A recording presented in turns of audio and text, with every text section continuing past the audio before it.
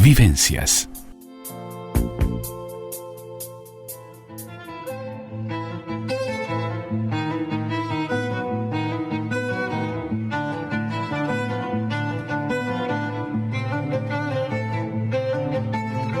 Mano a mano y sin diván.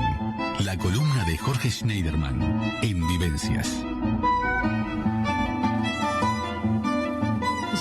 Con Mano a Mano y Sin Diván, la columna del licenciado Jorge Schneiderman, para hacer una puesta a punto de lo que está pasando con el COVID-19 en nuestro país, en el mundo. Ya habíamos empezado la columna pasada a hacer un análisis con Jorge, pero hoy sentimos la necesidad de continuar con Jorge dialogando sobre este tema tan álgido y tan importante que de alguna manera nos lleva a reflexionar sobre lo que está sucediendo con la pandemia en nuestro país y en el mundo. Muy buenas tardes, Jorge, muy bienvenido. Muchísimas gracias, Andrea. Sí, efectivamente, en lo que podríamos llamar un trabajo de preproducción, estuvimos hablando acerca de la importancia de seguir recorriendo estos temas, más que ocuparnos como siempre proponemos hacer. Evidentemente estamos también un poco preocupados, ¿no? Sí, preocupados por distintos factores, ¿no? Claro. Sí. Está bueno que los analicemos, Jorge. Como yo decía antes hoy, de cuando fuimos a la pausa, antes de presentarte, que a través de tu columna no solo es un análisis que tú siempre haces desde el punto de vista psicológico, sino también yo creo que desde el punto de vista del bienestar, de la salud anímica, emocional, porque todo lo que está sucediendo a nivel de la pandemia está desgastando no solo la salud emocional, física, la salud de todo el país y del mundo entero, ¿no? Y creo que eso es lo peor, además de las vidas, importantísimo que está cobrando, la salud que está cobrando no solo por la pandemia, sino por las consecuencias que todo esto está trayendo, y por eso está bueno que analicemos cada punto que a ti te parezca pertinente.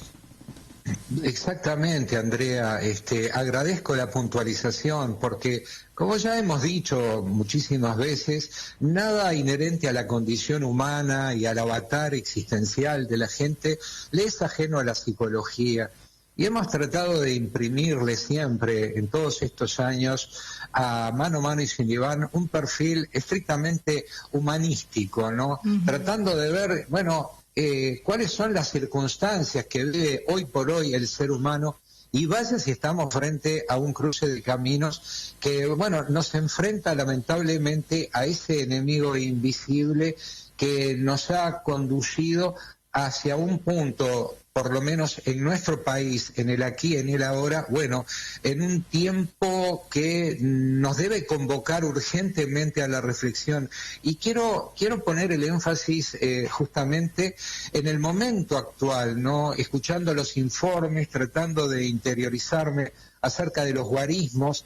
Si bien hemos bajado en 1.000 contagios al día de ayer respecto de lo que promediaba la semana pasada, evidentemente estamos ante una inminente saturación de lo que son los CTI, los centros de terapia intensiva, y eso puede llevar, si no tomamos los recaudos del caso, a un momento en que siempre esperamos no tener que estar, ¿no? No sé si te acordás cuando el año pasado hacíamos una especie de paneo sobre lo que estaba ocurriendo en el mundo, y veíamos que en Italia, en España, ya era tal la saturación de esos servicios que tenían que optar ya, y que muchas veces, y esto es algo inherente también a la bioética, ¿no?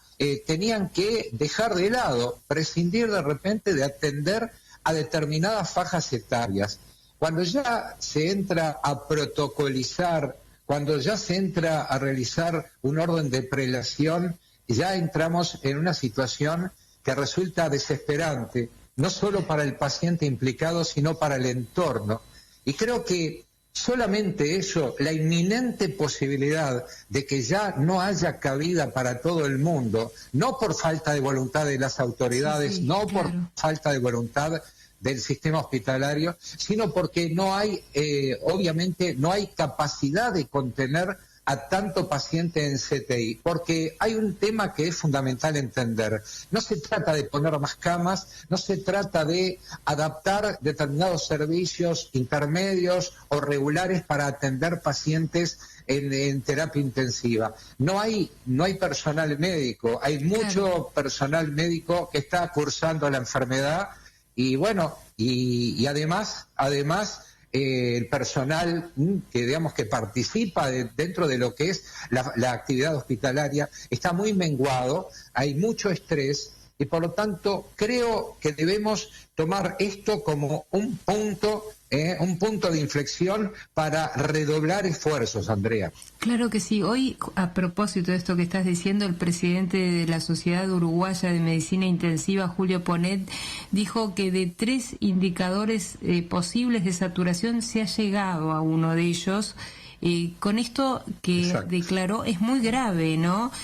Porque estamos a un escaloncito de que se tenga que decidir quién se interna en el CTI y quién no. Y eso que estás diciendo, Jorge, y que analizabas que ya ha pasado en otros países a nivel mundial, es muy grave.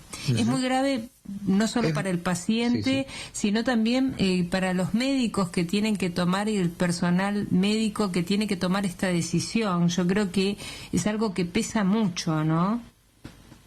Sí, la proximidad que tiene mi actividad con todo lo que hace a la salud y como tú sabes bien, mi señora es médica y bueno, y trabaja en instancias en las cuales, bueno, a través de las cuales puede acceder a determinada información.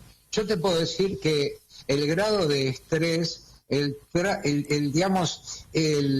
momento emocional del personal médico es realmente preocupante, no porque falte voluntad, no porque nadie haya cejado en sus fuerzas, sino porque es humanamente posible, tener una praxis abarcativa de todas las necesidades. Y no nos olvidemos que no solo se trata de COVID-19, hay pacientes que padecen patologías, evidentemente, que ameritan una internación en un centro de terapia intensiva.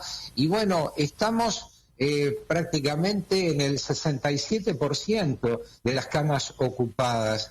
Y no nos olvidemos que la posibilidad de cortar esto, o por lo menos que pueda mermar, depende no exclusivamente de las medidas que tomen las autoridades, sino también del recato nuestro frente a lo que es de repente nuestra mismísima cotidianeidad. Claro. Insistimos, a veces podemos pecar de recurrentes, contigo lo hablamos siempre, esto, acerca de la importancia de lo que es la actitud preventivo precautoria, de lo que es el distanciamiento social, de lo que es, bueno, la higiene, la ventilación, ¿verdad?, del alcohol en gel, pero también nuestra actitud frente a los demás, en lo que siempre hemos hablado, ¿te acordás?, de la concientización, de sembrar conciencia entre la gente y contrarrestar 2 cosas que en este momento me preocupan muchísimo, Andrea, y que es la proliferación de información que desinforma y por otro lado, algo que insistentemente hemos trabajado y es la actitud irresponsable de los antivacunas, de los negacionistas, esas personas que hacen incluso campaña cual terraplanistas, ¿no?, cual terraplanistas del siglo XXI, en contra de lo que es justamente el cúmulo de medidas que se han implementado para sofrenar este virus. El otro día, Andrea, con el fallecimiento de Alberto Sonsol, que movió mucho, nos conmovió a todos por tratarse de una persona muy conocida, queda demostrado que una persona tan vital, tan entusiasta, tan metida dentro de lo que son sus actividades, con tantas ansias de vivir, de un día para el otro, producto de esta enfermedad, se vio justamente privado del bien más preciado, que es la vida.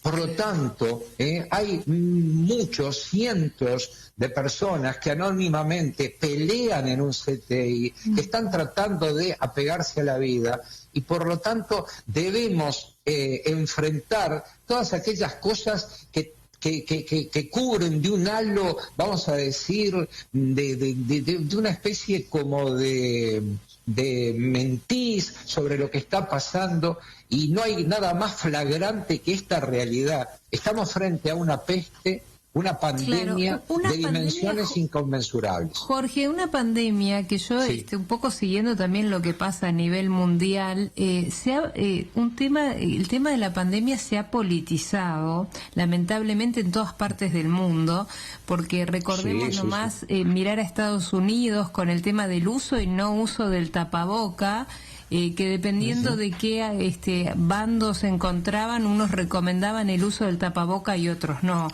Y yo creo que más allá de esta puntualización, como también sucede en nuestro país, no podemos hablar de una pandemia y politizar la pandemia, y también mucha información que hay detrás de las vacunas, que también hay intereses creados y está politizado. Entonces uno se pregunta, ¿dónde estoy parado, no? Y eso mismo voy a esa información que estamos bombardeados de información que algunas veces está manipulada. Entonces hay que ser muy cautelosos y cuidadosos también a la hora de informarnos. Exactamente, y yo en ese sentido voy a quebrar una lanza por tu actitud a lo largo de todos estos meses frente a la pandemia, por tu actitud de filtrar, de analizar, de no generar incertidumbre, sino de dar un poco de luz sobre este tema. Lamentablemente, no en todos los ámbitos, hay mucho amarillismo, mucho sensacionalismo, y por supuesto esa partidización o esa politización de lo que es la pandemia hace que circulen un montón de informaciones que, de acuerdo al nivel de quien las recibe, de acuerdo a la capacidad del receptor, pueden llegar a ser un arma mortífera. Ocurrió hace poco, y lo hablábamos en encuentros anteriores, en Cerro Largo, un joven de 27 años, convencido, disuadido por estos grupúsculos que andan dando vueltas por ahí, convenciendo de la inexistencia de la pandemia, bueno, se negó a todo tratamiento, se negó a hisoparse y terminó pereciendo camino a Montevideo en una ambulancia. Otra cosa más que debemos entender también, y es que el tema de la edad, que antes parecería ser que los niños, los adolescentes y los jóvenes no iban a padecer las consecuencias de esta enfermedad, muy bien como adelantáramos en el programa anterior, se ha visto que la faja etaria entre 19 y 40 años se ve perjudicada por la variante P1 de este virus de manera superlativa. Por lo tanto, también se han constatado niños cursando la enfermedad no de manera asintomática, sino padeciendo ciertos síntomas. Obviamente, sin los riesgos de un adulto, pero con todo lo que implica también, ¿no? Sí, Entonces, en cuanto al tema de contagio, ¿no, Jorge? Porque convengamos que estos niños que quizás no padezcan la enfermedad de la misma manera que un adulto, contagian a un adulto que sí, para ese adulto puede ser mortal la enfermedad. Exactamente. Y fíjate que un niño dentro de un entorno familiar es muy difícil que el niño mantenga un cierto recato, es muy complicado. Y bueno, de hecho, creo que mayores avisos, mayores señales, más señales, mejor dicho, de lo que estamos recibiendo a partir de la realidad es imposible.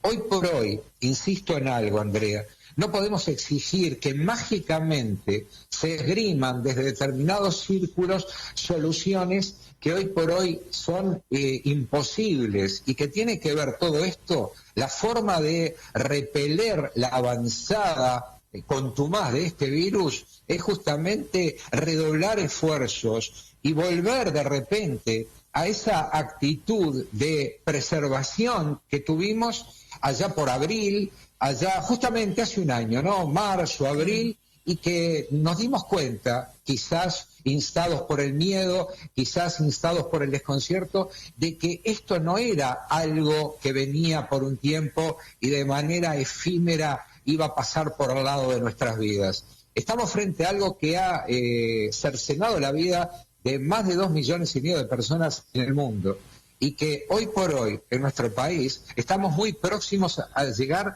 al 1.000.000 de víctimas, y creo que no tenemos que esperar llegar a ese momento en que de manera involuntaria, por supuesto, el personal médico tenga que optar a quién brindarle atención y a quién no, Andrea.